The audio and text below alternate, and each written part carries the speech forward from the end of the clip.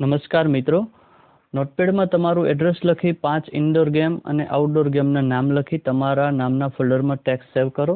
એનિમલના 5 નામ લખી લિસ્ટ બનાવી ટેક્સ્ટ ફાઇલ બનાવો. તો આવો જોઈએ પ્રેક્ટિકલ. વિન્ડો કી પ્રેસ કરો, ત્યાં NOT લખો, નોટપેડ આવી ગયું છે. નોટપેડ પર ક્લિક કરો, નોટપેડ ખુલી ગયું છે. હવે નોટપેડને સહેજ હું જમણી બાજુ ખેંચવું છું. આ રીતે ગૂગલ ક્રોમ પણ ખુલ્લું રાખું છું. આ રીતે બંને વિન્ડો એકસાથે ખુલ્લી રાખવાથી તમારે પરીક્ષા આપવામાં ખૂબ સરળતા રહેશે.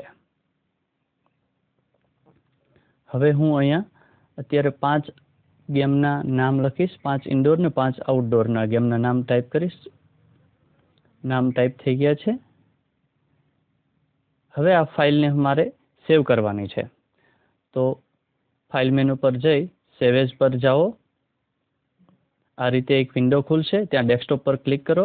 તમારા શીટ નંબરના ફોલ્ડર પર જઈ તમારા નામના ફોલ્ડર પર ક્લિક કરો.